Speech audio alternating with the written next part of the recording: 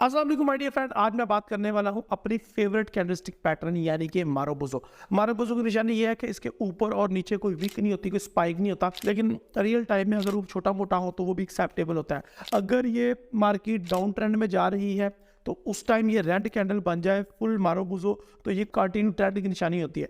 इससे पिछली कैंडल का हाई जो है उसके ऊपर आप स्टॉप लॉस रखेंगे और सेल का ऑर्डर प्लेस कर देंगे। जो आपका टारगेट प्रॉफिट होगा 102 या 103 होगा, या मिनिमम जो है 10.5 होगा, ठीक है जी। और ये बहुत अच्छा कैंडलस्टिक का पैटर्न है, इससे मैंने बहुत पैसा अर्न किया और ये बहुत ज्यादा प्रॉफिटेबल भी है।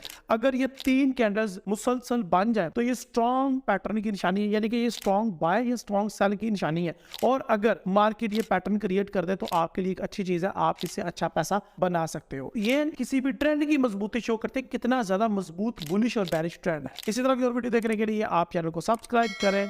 Thank you.